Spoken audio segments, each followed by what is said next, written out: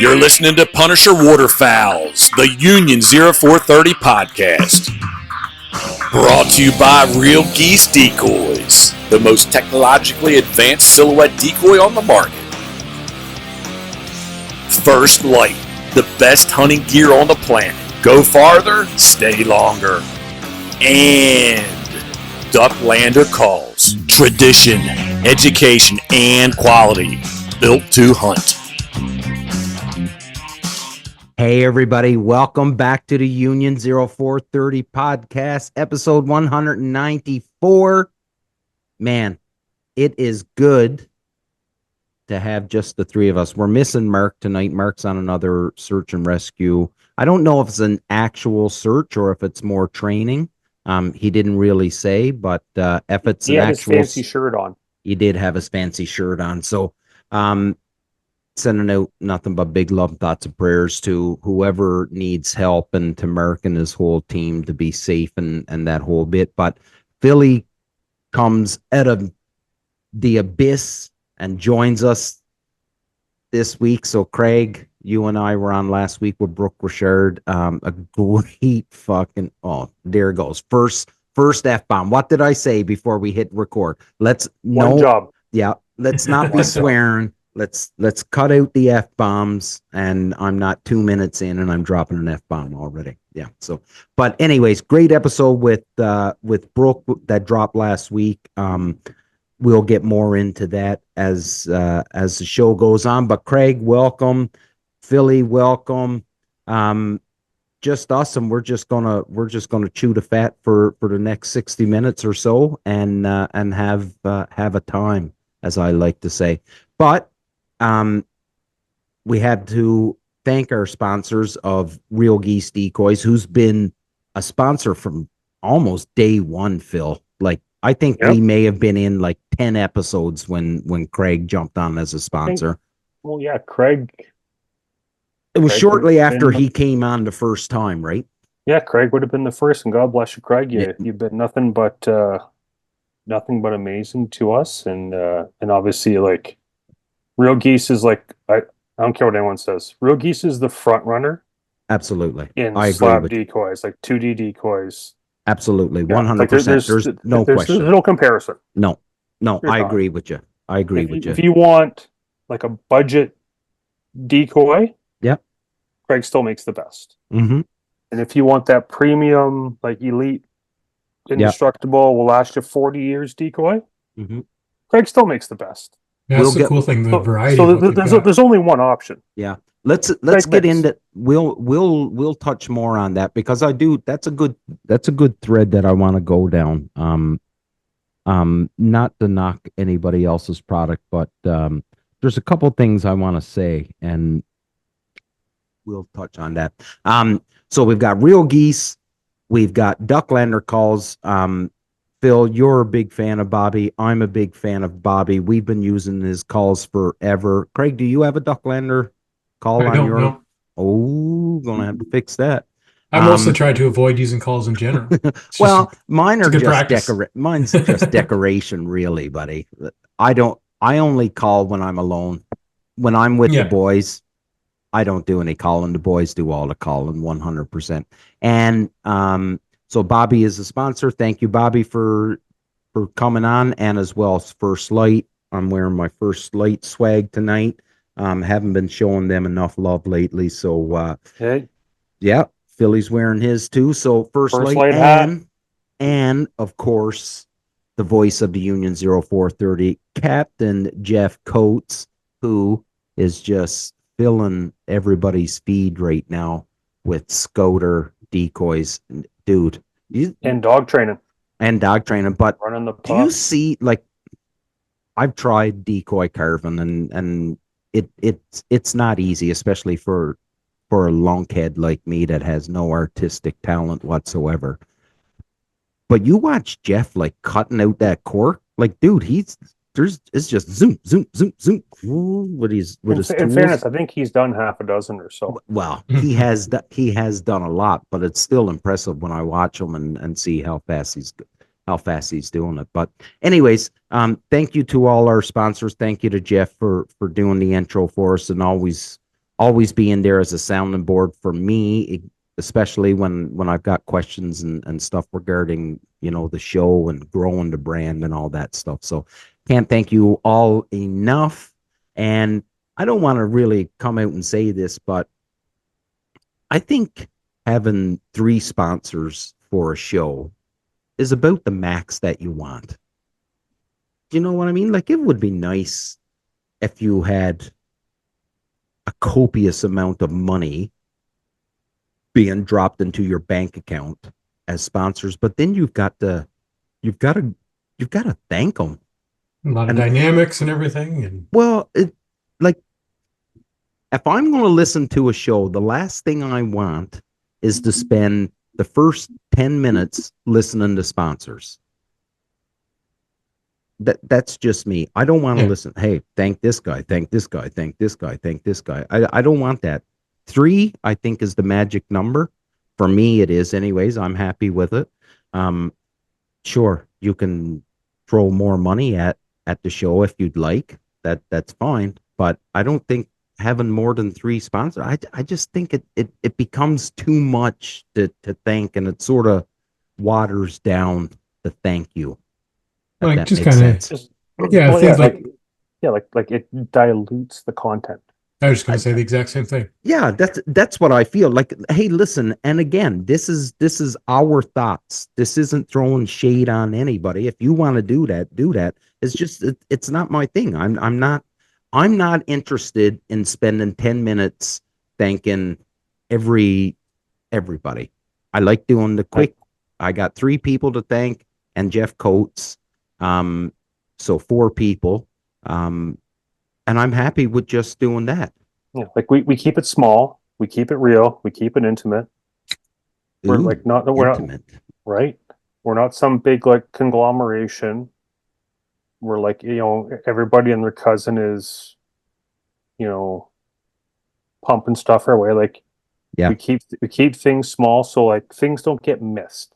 Yeah. Oh, that's these are the guys that they let you kind of continue on how you're doing things too, right? Yeah, it's not like not every sponsor is going to be like that. It's not like we have 10, 15, 20 people. Yeah. Where it's like, oh, we got to thank this guy and this. And like, you look at some of these, like, I think it's like more so like the Canadian hunting shows. Yeah. Where like they'll give like the actual verbal shout out to like, a handful of people. Mm-hmm. And then they just blast some logos on the screen. Yeah. Oh, yeah. And these people, thanks to. Yeah. Like, you're swell. I was just gonna say, like, I was just thinking, like Wild TV and that, right? Most times, if I'll just have that playing in the background, and I'm never quite sure if there's actually a show on or if it's ads. Infomercial. Yeah, it's sham wow. Yeah, but that being said, though, like, and I agree with you, Craig, but it's to put a TV show out. It's got to be an astronomical amount of money. Yeah. And I don't just mean like during the show. Like, I'm not just saying like during the show. It's like, I honestly sometimes I don't know when they've gone to commercial. Oh, right. Because it's just the footage and that. It's like I'm like, I'll be watching the show thinking it's part of the show. It's like, oh no, it's gone to an ad. Right. Or vice versa. I think it's an ad and it's like, oh no, that was actually part of the show. Yeah, you can't tell the difference. It's just a spokesperson like legit, like blatantly plugging content. Yeah. Like I watch these shows to watch like hunting and to like learn stuff about hunting. What's your thoughts on to keep going with that thought there, Phil, where you watch these shows to watch hunting, to learn some stuff, and Craig, I know you watch this stuff too. I am, and this is just me, I am not done, but I don't care about watching birds fall out of the sky anymore.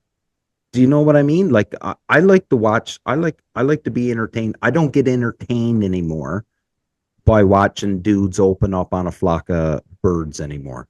And that isn't me being an asshole or sounding mean and I don't like your show. That's not it. But listen, I think every day you should learn something new. And if I'm watching one of these shows, I'm not an expert at hunting birds, not at all. So anytime I get an extra bit of information, I'm all for. So that's what I look to these shows for, is probably teach me a little bit about a new place, so some geography or whatever, or give me some tips and tricks. Well, it's where we had Jake from Chasing Green, Yeah. and God bless Jake. Like, I don't know if Jake regularly tunes into the show or whatnot. I think he's like quasi, like off Yeah. and on. Yeah. Well, if he does, God bless you, Jake. We love you. I love Jake's channel. It's just it's a real dude pumping out real public content. Yeah. He's not buying into these $1,000 millionaire club leases and all this other jazz. Right. Jake is pumping out public land content. It's Yeah. one dude. The odd time he's got some buddies on there and whatnot. But it's like, look, it's just me in the grind. Yeah. Now, aside from that, and I think Jake's got one of the best, solo public land type channels going. I love his content, which is another big reason why I reached out to him and had him on the show. But like for the bigger stuff, like the boys at K Zone and Daybreak, we're like, it's not just rainouts. It's like we're grinding, doing this and that, and like you get the clips they put, the 5, 10, 15-minute clips they put out, where it's like, yeah, like here we are, we're out farming, we're tilling soil, we're planting stuff. This is what we're doing for the next season. We're building blinds, we're cutting brush. Like this is, I feel it's a kind of like the whole experience, right? Yeah, from your bigger, bigger operation, so to speak. Yeah, I get it. You get to see the the behind the scenes, the struggles, equipment breaking down. It's not all just rainouts. Yeah. These guys have hundreds of thousands of dollars in equipment pumped into this operation. And yeah, like you're blowing belts, you're blowing tires, stuff needs greasing, oil changes, we're cutting brush. Oh, we had this beautiful blind built. Goddamn flood took it out. Yeah. There went an entire 8-man blind that we spent 3 days building. Like seeing all this stuff, and obviously it's a whole different experience, from the boys down south, because you can't compare the boys from like Louisiana and the Arkansas and Tennessee, like that hunting style, the flooded timber stuff, to what we have up here. It's non-existent, in my opinion. But it's nice to see that aspect of things.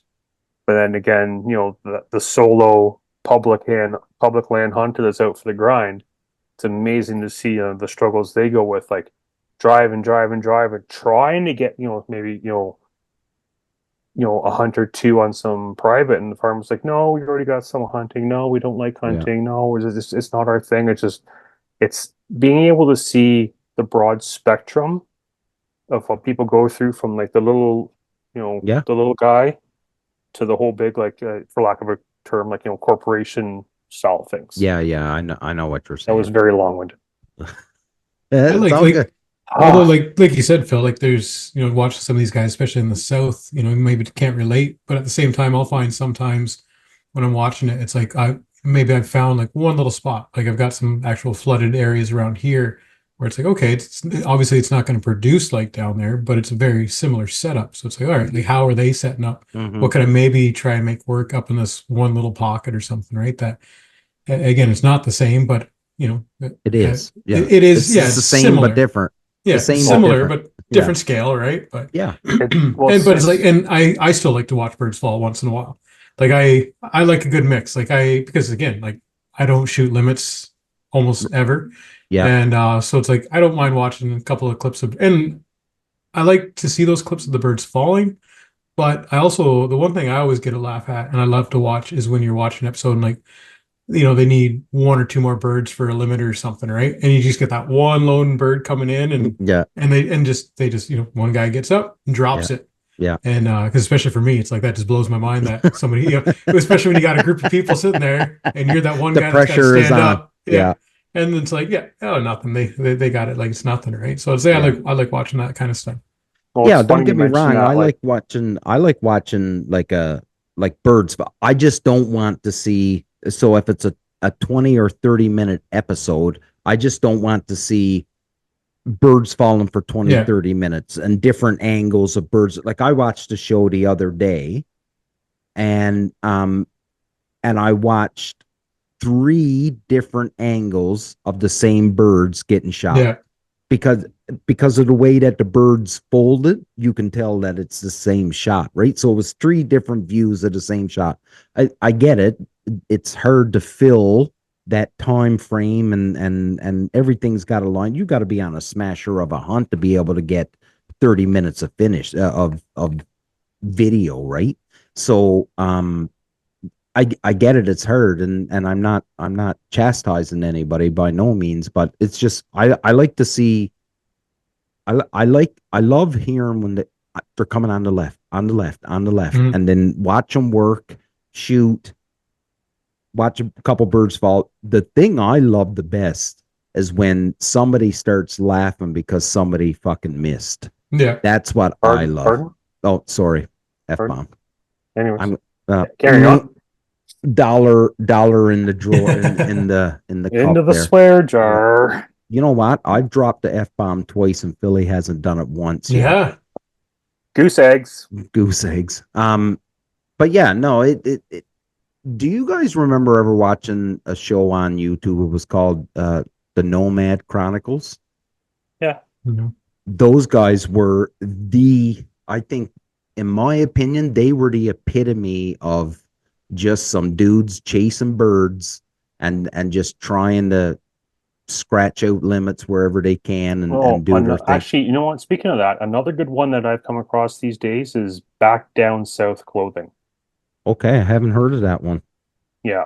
Go on YouTube, Back Down South Clothing. Like they was Make sure obviously you got, say that you heard about them on the Punisher Waterfowl podcast.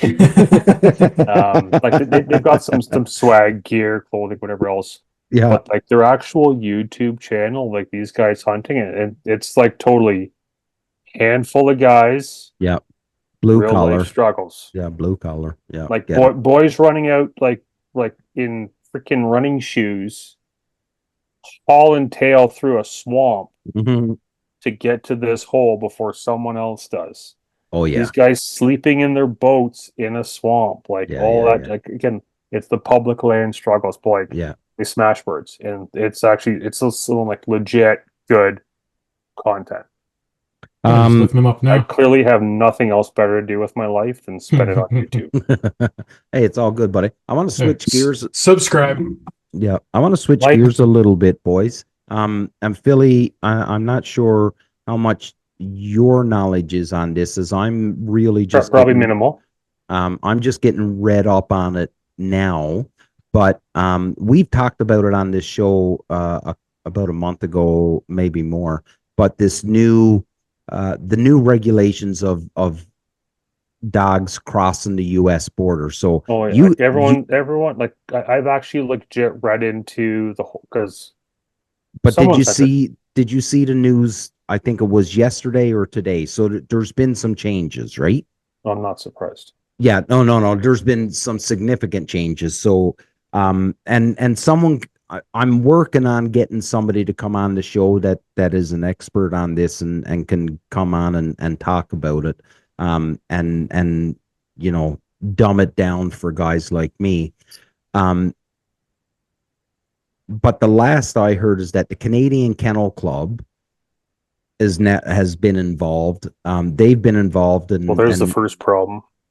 Well, they've been involved, but the problem is that that's fine for the Canadian Kennel Club to get involved and to sort of kind of help out the Canadians, but this affects Americans coming into Canada, and then when they want to cross back over to go back home with their dog, it affects them. So your dog could be born in the States and live in the States, and you come up to Alberta to go hunt, and then you want to go back home. Well, your dog still has to have all this documentation and all this stuff, right? So I'm working on getting somebody to come in, but there has been some changes, and it seems like the CDC, it seems like they're changing for the better. They're changing some of the things that it's not as strict. So I didn't know if within your dog world, if you had heard anything I'm like I said, I'm still reading through it. I haven't figured it all out yet, but the last I did see is that if you're Canadian, your veterinarian can fill out the documentation for you. That was the last I heard. So prior to this fiasco, I'm just going on what I've experienced like 5 or 6 times now, because I've done this a bunch. Now, this is prior to all this stuff coming out within the last year. So prior to this whole fiasco, it was legitimately clean bill of health from your veterinarian. Yeah, no rabies or had a rabies shot. And updated vaccine shots. So as most people know, both of my pups were born in the States. The old boy, the legend, was born in Ohio. And then my current window licker was Iowa. And both of them were brought back across the border. Now, as pups, I got my clean bill of health from the breeder's vet. And like it was dated within days of me getting the dog and bringing it over. So I roll up to the border. Hey, what are you doing? Where'd you go? All this other jazz. Hey, I went down. I bought a dog. Oh, okay. I'm like, how long were you gone for? 48 hours. How much did the dog cost? What am I allowed for 48 hours? $800. Dog cost me $800. Yeah. Here's the receipt. Yeah. Anyways, and just boom, away you go. Now coming back, so like obviously Thor at a mature age, because I brought Thor back down to his hometown in Sandusky, Ohio, and ran their HRC club for 2 weekends to get a season and finish titles.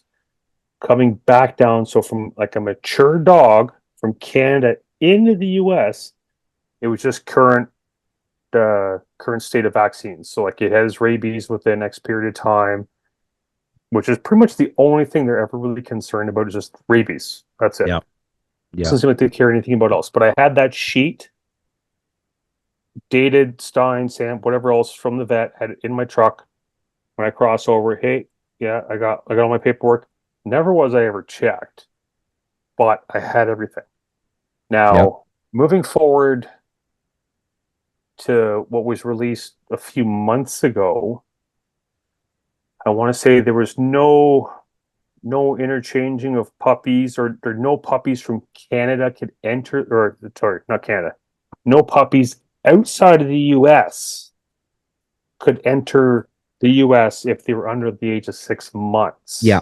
Yeah. I did hear so there that. was no, so it didn't matter where it came from. It could come from freaking Czechoslovakia, Australia, whatever. Right. There was no puppies under the age of 6 months were allowed to be imported into the United States. And then outside of said 6-month age bracket, so say me as Joe Dog guy running hunt tests, I'm pretty sure there was like a form I had to fill out and submit and then get it sent back before I would come into the States, run my hunt test, field trial, whatever the case, then go home. Now, in fairness, like if I'm not mistaken, all that stuff is free. Yeah. Like there's no cost to doing this. It's literally 3 minutes of your miserable life to get this filled out, send it, and then back. Now, obviously, I've been to the States a few times now to hunt, bringing my own firearms in. I had help with someone who was an experienced traveler with firearms, and he walked me through the process. And I'm like, once I figured it out, it was just a couple of little questions. I'm like, what does this mean? And God bless this guy, Charlie. He helped me out. He's like, dude, no, like, check this box, you're done. Going forward, anytime you go down again, just change your guns and your ammo to reflect that. All the rest of this jazz stays the same, because this is what you're doing, and this is the only thing that you're doing. You're not importing firearms. You're taking your gun from your basement, going to the States, bringing it back to your basement. Like, that's it. So, and then like moving forward, now that I've done this twice, I'm like, this is a freaking joke. So anybody in Canada who's going to the States with guns and wants help with their form, message me. I can help you. This is easy. And it's free. And we switch from dogs to guns. It's all paperwork. That's all The one, paperwork. the one question I had is so I overhear a lot of dogs and pets coming into my office for the federal vet to sign off on these sorts of things. Yeah. Was because puppies didn't have to have your rabies vaccination, right? If they were under a certain age before, was that 6 months? Yeah, it's usually I don't know what the age is. Maybe it is 6 months that a puppy gets its So if it was under rabies. 6 months before, it Yeah. didn't need to have rabies. So now they're just saying nothing Yeah, under it's- 6 months. Yeah, I think so. I think it's 6 months. Rabies vac is like 6 to 8 month window. Yeah. You're Is not that getting so- it. You're not getting an 8-week-old puppy with a rabies shot. Mm. Too young. So it sounds like now they're just basically just trying to avoid any dogs that wouldn't have a vaccination. Yeah, like I'm not sure that it's a bad idea. And again, I don't know everything about it. I'm not sure that it's a bad idea what the CDC is doing here. But I don't think it needs to be as complicated as the original rollout. Like I agree. Listen, I would think that Canada would want to see a rabies vaccination for any dogs coming in as well, right? That's fine. I'm okay with them requiring to see vaccination reports and stuff. But I think the original idea, there was a bunch of hoops that you would have had to jump through, and it wouldn't have been easy. Like, to go back to Phil's thing about the firearms, like the firearms to bring firearms into the States, it's one form, and if you just fill it out neatly so that the people can friggin' read it, it's going to get approved. Like, Yeah.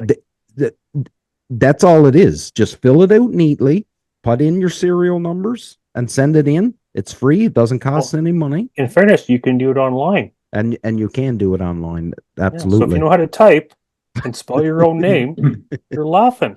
But So I did hear last week when I was in the office. So it sounded like so the one vet that comes in, he's a retired guy, but they bring him in when they need him. So he sits in the office next to mine, and it sounded like last week, like everybody was calling in to try and get some clarification. And from my understanding, just of kind of overhearing, was it sounded like there was still our people were still waiting on some clarification from the U.S. So I think it's one of those situations where, and it's like we've all been or are in government, where it's like somebody rolls out a policy or procedures and it just doesn't work on the ground, right? No. So I think whatever it was, I think it sounded like what our people were waiting for was to hear back from the U.S. officials if they would accept, A, B, and C kind of thing, right? And there just weren't any answers. But that was last week, so I imagine it's going quick. And on to what you were saying, it was probably about a month and a half ago. I crossed into New York, and I asked the border guard on the state side. I was like, "Hey, have you heard anything about this?" He said, "Yeah, we're starting to hear rumblings about it. Like, we've seen a couple memos come down and stuff." And he said, dude, man, there's so much of that stuff that comes down from higher on new policy and stuff. He said, and we just don't get too caught up into it until it's, right before it's mandated, because we let them work out all the bugs, and somebody higher is going to say, well, listen, that doesn't work. So, the border guards, that's going to tie up the lineup, right? And like they don't want to be overworked. They don't want to be a pile of angry people waiting to try and get into the across the border and stuff. So I'm sure there's a bunch of back and forth that's got to go on. I just didn't know with the most recent updates if Phil or you, Craig, had heard anything. So I can scratch that one off the and let's scratch that one off. Shoot me a message afterwards too, because I know like our agency has media people and that. Like I'm thinking this one vet in particular, he'd be great to have on and give answers, but he wouldn't be the guy that'd be allowed to, sort of thing. But right. Yeah, shoot me a message afterwards, and I'll see if maybe I can find the right channels through work to get either a government vet, basically the guys that would be signing off on the paperwork to go to the States, or whoever's in charge of kind of disseminating that information out to the public. Well, I just, as you guys are talking, I messaged Bill Kennedy, and Bill's back and forth to States with dogs all the time and stuff. Oh, yeah.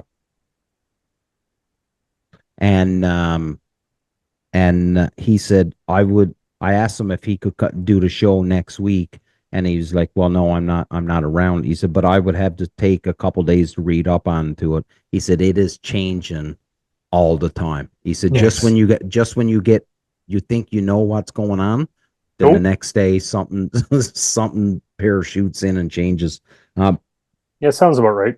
Well, that's the problem with these situations too, because like I run into it where people will message me to find out, okay, what do I need to do to take this to this country? And all I can do is look up on our systems to see what that government's saying, right? People think that, our government's the one saying, here's what you have to do to go there, when all we're doing is interpreting the information and say like, well, our government doesn't tell you what you need to do. Their government's the one with the answers. We're just getting the information. We're just relaying it. I'm gonna go re-up my hydration can. I've got a rabbit hole we can go down. Give me 1 second. Okay. This is a good one. Okay, got to be good because I've got a couple things I want to scratch off the list. And now that it's you and I, Craig, I guess we can talk about Phil. Well, we can talk about Phil, but I did want to talk about last week's episode, and I, ladies and gentlemen, I won't spend too much time on this, but the feedback that I've gotten, and I don't know if you've gotten any, Craig or Phil, if you've heard anything. No, nobody talks to me. Not even my wife. Feedback that I've got from Brooke Richard's episode has been insane. And the common theme is that the dude came on and talked for 60 minutes and hardly brought up his own product. Yeah. All he done was just talk about just being a dude and hunting. And everybody, yeah, go for it. I don't know about you, but it's like I left that conversation with a smile on my face. Yeah. And, and he was there to make us feel good about ourselves. Oh, yeah. And then the dude, yeah. I'm sad I missed the episode because I've been following the Higdon channel for a long time. Yeah. And like between him, Bo, and all the boys, like they've had some absolute banger episodes, just grinds and stuff. And man, I wish it could have been there. Yeah. 1 second. I played the episode back, so it's like I always I drive a lot during work, so it's like I've always got something playing. So I listened to that one, and it's funny how you it's only a couple days after, but how much you forget. Oh yeah, what happened in the conversation? Yeah. And like I was laughing, and it's just I couldn't get over like just how fun it was to listen to him, and like just how insanely positive he was the entire time, right? Yeah. It's just it was great talking. Not even great talking to him, just great listening to him. He's tied in with Ira and whatnot, like just an absolute stellar bunch of dudes. Oh yeah, it was such a great. But so I guess what I was trying to get to with bringing up this thread is that we've been doing this show now, so this is 194 episodes. And Phil, you've been on right from the beginning, and how many times have we had somebody on that is part of a brand, and they don't really want to talk about the brand. They just want to. They do that all day long at their job, right? When they come on the show, they just want to come on and just shoot the shit, and they just want to chat about hunting, chat about hunting. Regular Joe dude. But like I'm nothing special. Yeah. I work for a company that makes stuff. Cool. Let's just talk about guy stuff. Yeah. So here's the feather in the hat moment for me. For the cap, yeah. Here's the moment for me. So Brooks is on the show, or Brooke is on the show, and he's dropping all these names of dudes that he's friends with now, and who has a very good rapport within the waterfowling community, right? Last night, no big deal. Jimbo started following the Punisher Waterfowl social media account, and you know what? Anybody that's laughing at me saying that right now, you can fucking laugh. Sorry.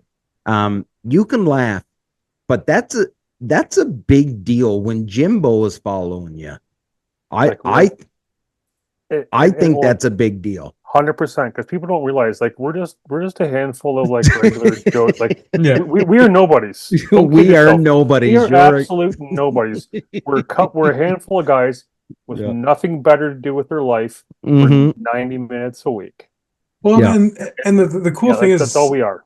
like I've said it to Damien a bunch of times, I think on the show a couple of times, where it's like, just these guys that are coming on, like some of these names that come on, Yeah. and like they're big time in this Bringing community, right. right? Yeah. And they just they come and they just hang out. Yeah. What's even scary is the fact that people look up to us and think we're big, and I'm like, no, Oh, don't no, kid no. yourself. Well, No. I don't know who you're talking to because I haven't heard anybody say that to me. Well, like at the end of last week's episode too, like when you were trying to kind of finish things up, Damien and Brooks, like, no, hold on. Mhm. What do you guys got on the go? Like, what's Mhm. your plan, right? Like, it was just, Yeah. just pretty cool to No, just no, kind it of was get a that good. response. And I like that he said, like, when you invited him on, that he took the time to look into Punisher just to see, Yeah. like, he's like, I don't want to be on something where, maybe it's not a good show. Maybe you Yeah. guys are Yeah. idiots, and Not the I right don't want to be message. associated with that. Yeah. Absolutely. And that he's, he put in the time to look into it and be like, yep, I want to hang out with these guys. Yeah. Right. No, absolutely. It was a great show. A great contest that we, just before I hit the record button here, well, before you guys came on, I did excuse me, I did the winner for the $300 gift Oh, I hadn't gift code. seen. For Yeah. Jeff. For Jeff Norman. Yeah. Yep. I don't know Jeff Congrats, Norman. Jeff. I don't know Congrats. Jeff, but you know, a But great congrats.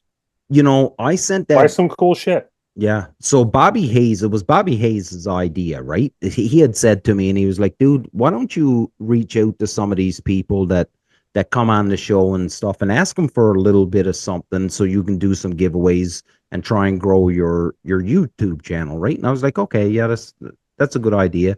I hemmed and hawed about it because when I reach out to people to come on the show, one of the things I usually always say to them, listen, I'm not asking for free stuff. I don't want free stuff. I want you to just come on the show and chat, right? And now I'm going, so the worst thing was that we had Brooke Richard on last week. Brooke had said to Craig and I, he said, if you ever need anything, reach out to me and I'll look after you guys, right? And I had said to him, I said, I'll never ask you for anything. I don't want anything. Just having you come on the show is great. Fine, right? The only And thing we then- ever ask of is an hour of your time. Yeah. And then That's 3 all we days ever later, I send out an email asking for some stuff to do as a prize, right? So I had to eat a little bit of crow there. But all I expected out of people, and I sent out, I don't know, there was a bunch of people that I sent the message out to. I was like, if I get a t-shirt and a hat and some stickers, that I like hats, I like stickers. That could I like absolutely make someone's day. Absolutely. Like, and then beyond make someone's day. dude, within 10 minutes of sending that email, Ben Crete sent me a message. He was like, I got you. We'll send some stuff. Good local Ontario boy. Yeah. I got you. Pat Heinrich's message, and he was like, we got you. What are you thinking? I said, buddy, whatever you want. And then my email binged, and it was a gift code for $300. And I'm like, Pat, dude, like, I don't, that's not what like a hat, a hoodie, something like that. And he was like, no. He said, whatever his reasoning was, I don't need to get into it here, but a $300 gift code, I think that's an amazing. Awesome. Oh, 100%. Dude, that is crazy to be at and listen, don't get me wrong, $300 don't get you very far within the waterfowling community. That might get But for you some, gets you everything.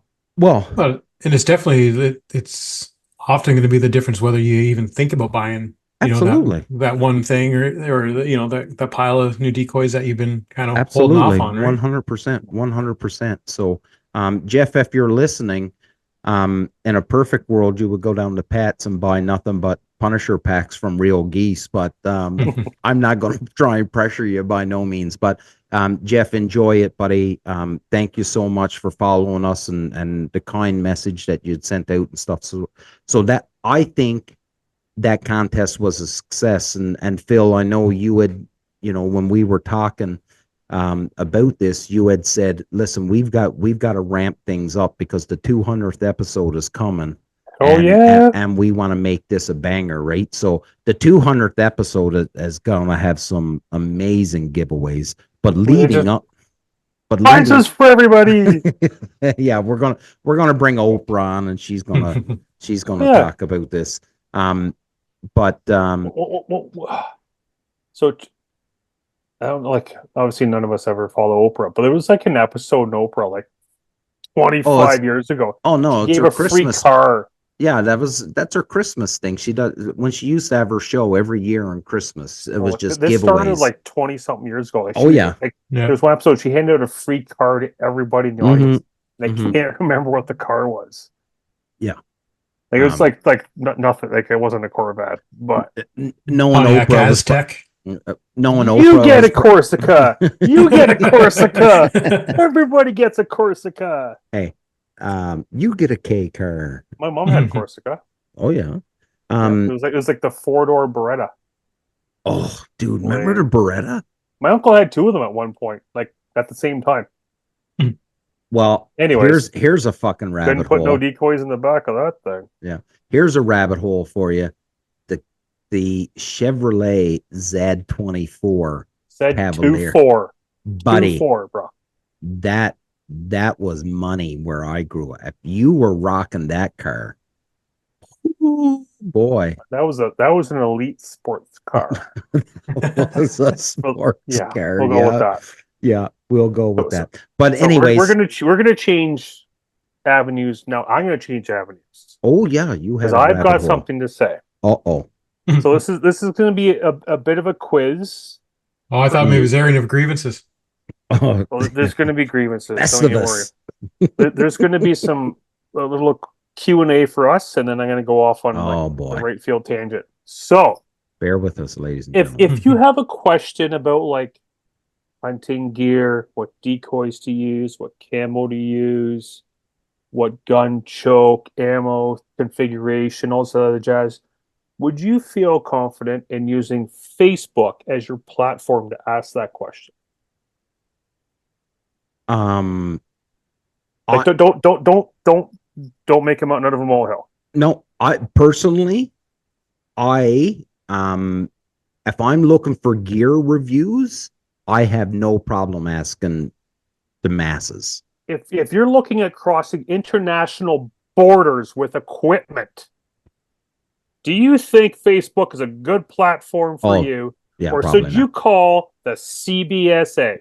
yeah. The right authority? Mm-hmm. Yes. Okay. The federales. Yeah.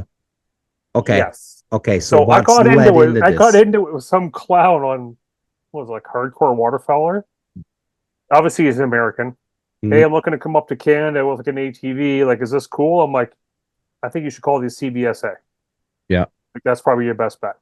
And he goes on a tangent on me saying, "Oh, did you Google that all by yourself, sweetheart?" I'm like, no, pumpkin. Like, you're crossing international freaking borders with equipment and stuff. I'm like, I would feel it would be no different than the vehicle you're taking across the border with. Yeah.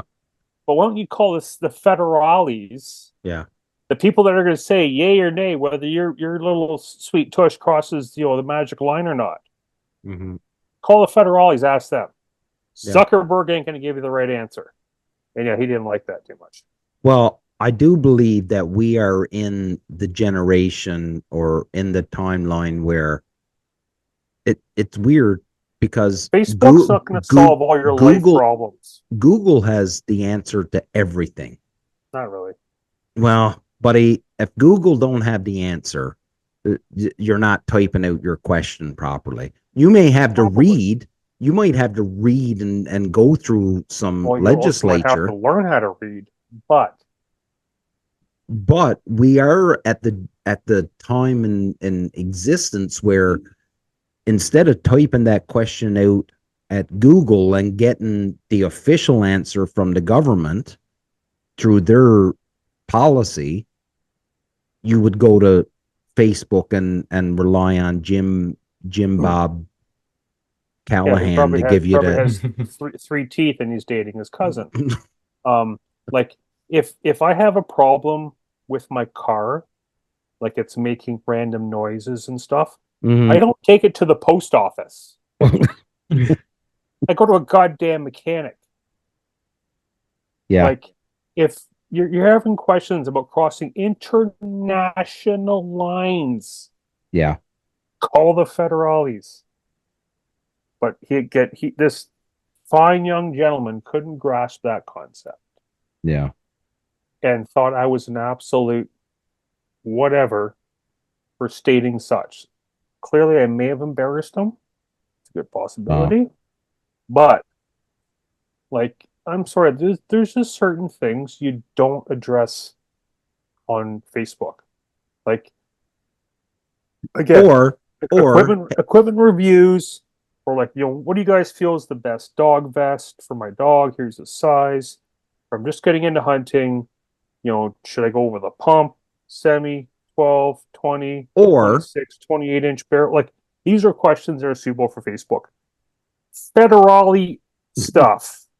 or if you Call the want to federales. ask that, and sure, go ahead and ask that. I'm just waiting for my phone to get like a text message from my wife because I'm yelling. Anyways, Go ahead and ask that question on Facebook, and there's nothing wrong with asking that question on Facebook. But when somebody gives you, hey, listen, maybe the best source for information should be from the actual source, not some right? Yahoo on Facebook. Don't get upset when somebody says, hey, listen, maybe you should contact CDC, and which is, like, go back to the dogs, right? Like, I want somebody to come on and talk to dogs. I'm not going to get Harry, the dog breeder down the road, to come on the show and From be Kijiji. and tell me, what the rules are. I want somebody that's established in the dog world that crosses that border, a couple times a month, and knows the ins and outs and what you've got to do, right? So Yeah, it boggles my mind. yeah, I get Like, it. if I'm having like some sort of like, say, medical issue, where, like, I don't feel my heart's feeling right or something. I don't know. I don't go to the mechanic shop at Canadian Tire. The one thing I would say is I go to a doctor. if you're going to Facebook and you already know you've got to contact, say, like a federal agency, maybe go to Facebook and say, does anybody know, okay, I live in this area. Does anybody actually have a contact for the right office? Because that's one thing I'll say. Like, I know, like, people, I run into so many people where I'm the 10th person they've talked to with the government. And then I still tell them, it's like, sorry, you're still not with the right Like, person. Because you try and Google an office, and it's like people will call. All of a sudden, they're calling Montreal for whatever reason, because that's the first CFIA office that shows up to them, and then they get routed to me, and then I'm still not the right guy. Nobody has the slightest idea, Craig, what CFI stands for. Canadian Food Inspection Agency. There you go.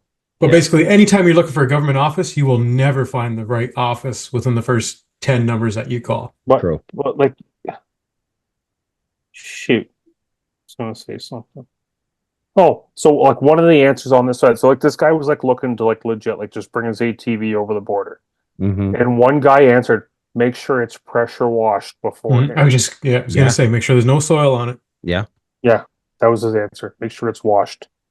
Which is a great response, though. But it is a great response because who thinks of that? Like, us, we know, because we've done those types of trips, and for people that don't know, that's the same in Newfoundland. You can't go into Newfoundland with that, or you can't come out of Newfoundland with soil. Do you want Armor All on the tires too? Like, no, but you can't have any soil. You can't bring potatoes across. But again, oh god, no. Call the federales. Yeah. This is why I drink. Anyways, let's go on to something else. Okay. My blood pressure has increased enough. Okay, yeah, because we're about this 10 beer minutes. I'm drinking tastes like crap, by the way. We're about 10 minutes to hitting that 60-minute mark. I wanted to throw this question out because this is something Jeff Coates said to me. He said, you are very, and I'm paraphrasing here, of course, and he says, you're very rigid on this 60-minute mark of sticking to this 60 minutes and then, Well, Jeffrey, take that up with Corey Baker. It's attention span. And he didn't use the word rigid, but he's like, don't worry about it if you go over the 60 minutes. And if you're on a good,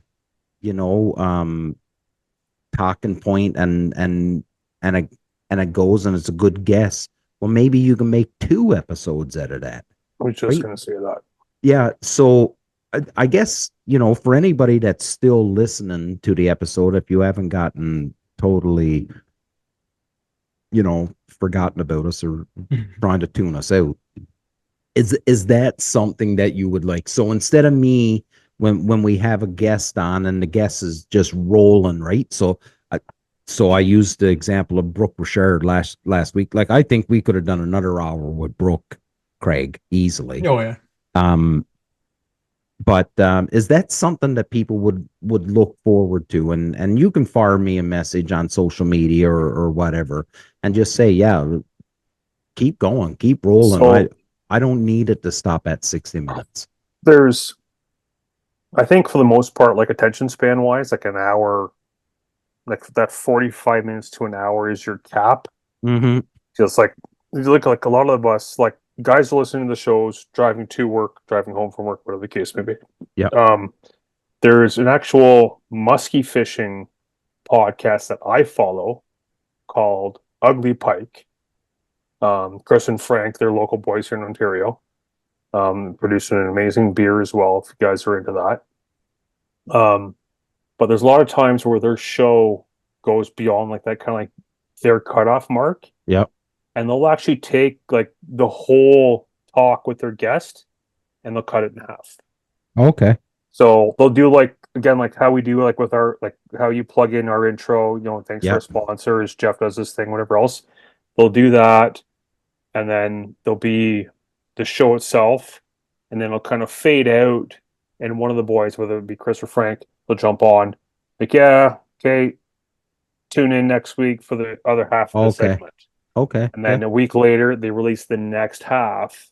And it's like, hey, so just to recap, we're bringing back, from episode from last week. Here's a continuation. They go in that kind of sort of, sort of format, which is great. But again, like that's probably beyond my editing abilities. Oh yeah, 100%. Like this is why I'm just a participant and not like the curator and editor and whatever else. But yeah, that's again like, and I love Chris and Frank. They were actually at the Sportsman show. I didn't get a chance to stop in and talk to them while they were there in like the fishing section outside of the refuge. But they produced an amazing podcast. They, if guys are into like musky fishing, that's their big thing. But were they the guys that had like the whole podcast? Yeah, they had like that whole booth set up. Yeah, I saw that. I didn't know who it was because like they kept like they were doing interviews with people like all. Yeah, that was the boys from Ugly Pike. So they're actually now tied in with the boys from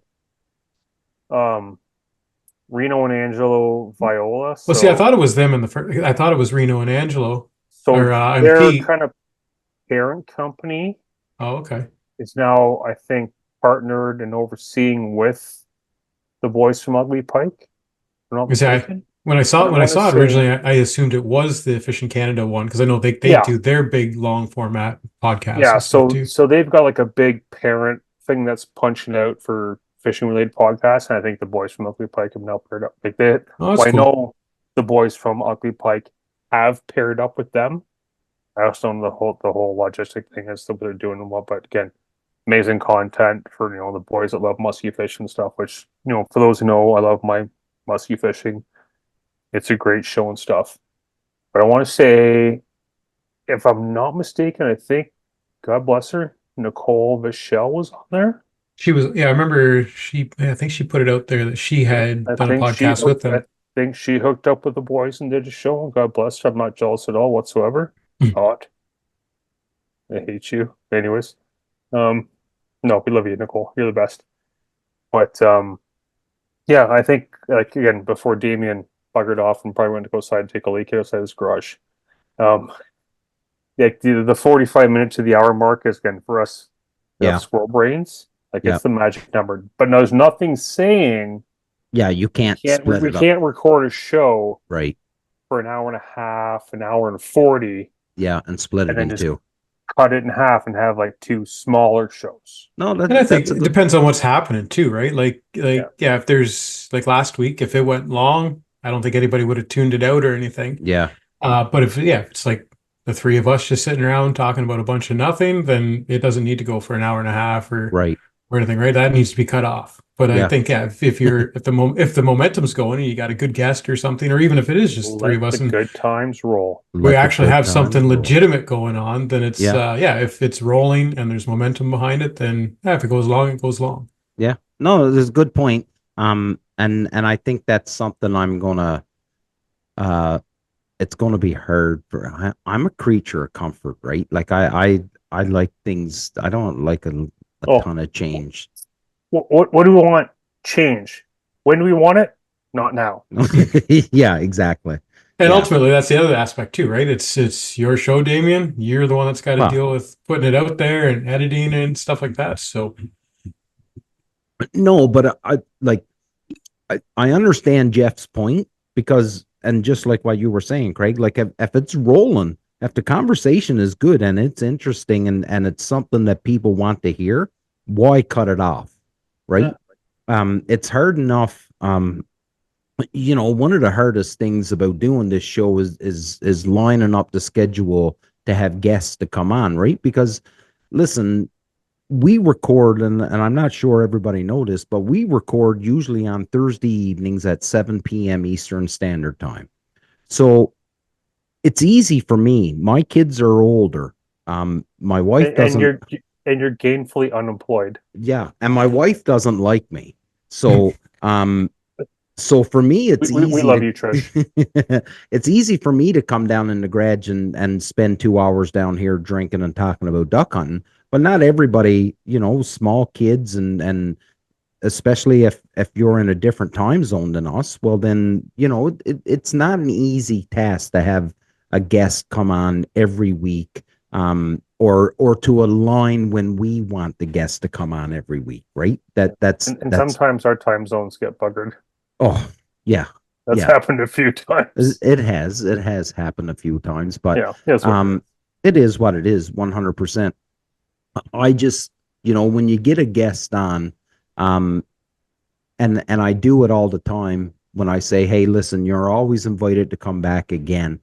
Um, but that takes time out of their schedule, right? They're already working a full-time job at work, and then they come home and then got to sit down and talk on a podcast again, right? So it's I think the way forward, I get long-winded way of saying, I think the way forward is, hey, listen, if the conversation is rolling, just keep it rolling.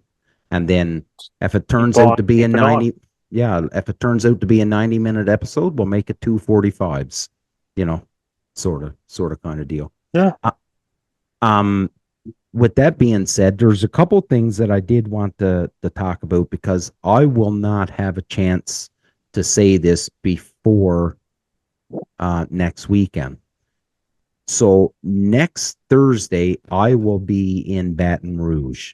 So I don't know what. Baton Rouge? Yes, I don't know what we're doing for next week's episode yet. If I'm going to do it from Baton Rouge, or if we'll do just wheel a bunch of quick lives. Yeah, well, that was another thing that I was thinking about. Just there's so many people and brands that's going to be at that Delta Expo event that have been guests on this show and people that we talk to, on social media and through text and email and stuff that we've never ever met, and they're going to be at that show. So I'm going to be sort of starstruck when I get down there because there's going to be a bunch of people that I just cannot wait to meet and shake hands and stuff.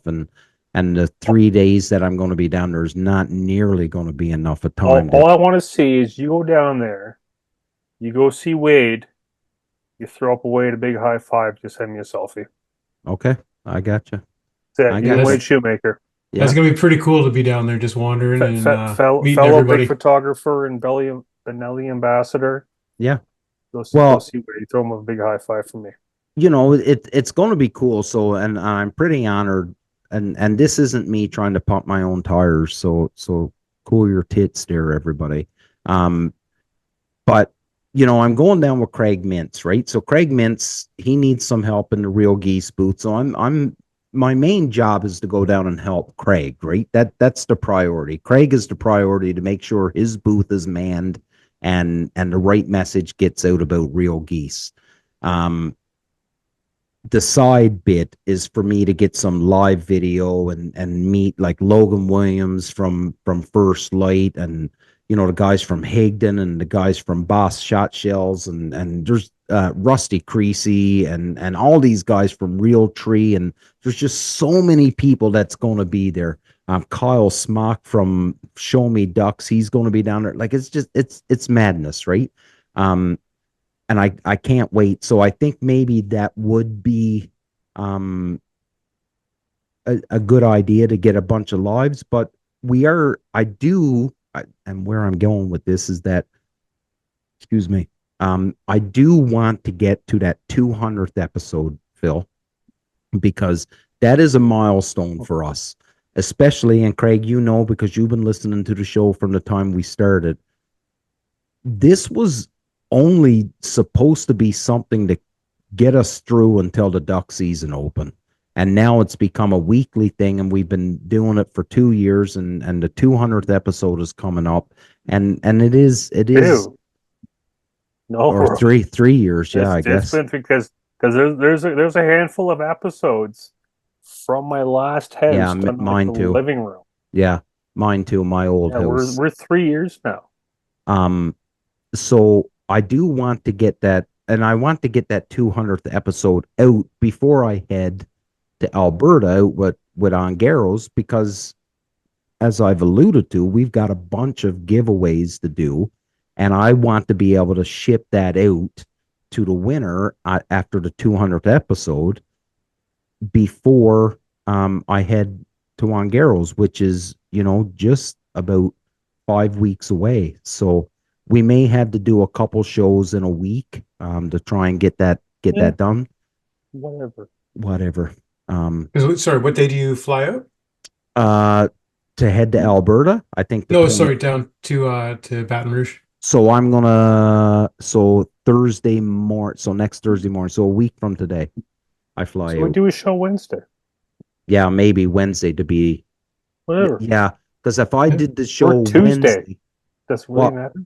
No. Yeah, we could do Tuesday or Wednesday, and then like Thursday night or Friday night, I could do the editing while I'm in Baton Rouge. I was going to say, it's too bad you weren't flying like Thursday night. You could just, even if it was like a 10, 15-minute episode from the airport and that, and everybody just everybody jumping on from their phones, make it look a little.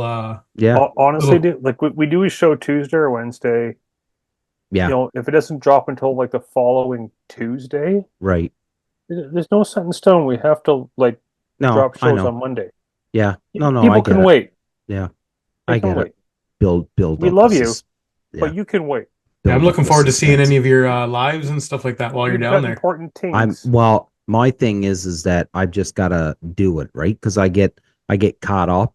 I had this master plan of things that I want to do when I'm down there, but then I'll get caught up because I'll be down there, awestruck, because you'll probably have Sean Stahl is going to be down there, so I'm going to go hang out with Sean Stahl. You know what I mean? Autograph?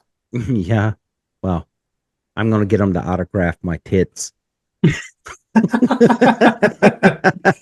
Anyway, you can that's going to work against our rating, because you get Wi-Fi on in the airport and the plane stuff. Yeah, buddy, crank some cell phone nonsense. Yeah. Hey, I'm at Pearson or wherever the hell you're flying out of. Yeah. Heading to Baton Rouge, folks. Here we go. Big things, big times. Actually, I'm flying out of Syracuse because it's pump the nonsense. Let's go. Bitter patter. All right, boys. That's it. That's this episode. Again, I want to high five with Wade Shoemaker. Done. I didn't know Wade was going to be down there, but I assume that he is, because Wade will be down. I'm pretty sure, because again, he's with Migra now, right? Well, the stuff that Wade's been pumping out, obviously he'll be down there, kind of pumping Benelli and Like I wish I was going stuff, but stupid kids with their stupid birthdays. I'm not going to get into my situation. Stupid kid. Hey, listen, boys. There's I always so next year. wanted to go to this. There's always next year, and next year it's moving, right? Where We don't Oh, know. they haven't announced, right? No, Brad. like Toronto. Yeah, fuck. I wish. Hey, speaking of, so I'm sorry. What's it called? The Delta Expo. The Delta Duck Expo. So Yeah. Brian McRae, Brian McRae will be there. get Billy on your Dugan. shit. Get this nonsense north of the border, bud. Oh, Pitter patter. yeah. The Get problem is one job. most of the vendors wouldn't come. I know that's the problem. Get Like, it we're in Canada, we to suck. New York or Pennsylvania or Ohio or something. Oh yeah, New York? Minnesota, Yeah. dude. Get No. it in Minnesota. No. That's a huge bird state. That's fine. You're still 18 hours to drive to the goddamn place. Yeah. Fair. I'm just New looking York. forward to Sportsman Show in Toronto next year. Oh, buddy. TSS. And the announcement's already starting. Yeah, it's already starting. And we and the Refuge just got its first sponsor today. So Awesome. So yeah, we'll talk about that offline. Well, I was literally just like, can we drop that? Can we plug them? No, not yet. Not yet. No? Okay, fair enough. But we will. Oh, trust me, there's going to be lots of opportunity for me to be on here talking about Toronto Sportsman Show and the Refuge. People are going to be sick of it. Masses can wait. Yeah. Okay, boys. Ladies and we'll do a quick around the table. We don't need a round table. It's just us. Okay. All right. Yeah. Thanks for coming on. Awesome. Thanks Ladies and gentlemen, we are the Union 0430 podcast. We aren't experts. We'll never pretend to be. We're just a bunch of dudes that love talking bird hunting or whatever and hanging out. We're a bunch of clowns with nothing better to do with 60 minutes of our week. Fair. Good point. Yeah. We love Big you all. love. Surround yourself with good people. Until next time. Like, subscribe, share. Yes, please. Please do. It helps us. Help us help you. And on that.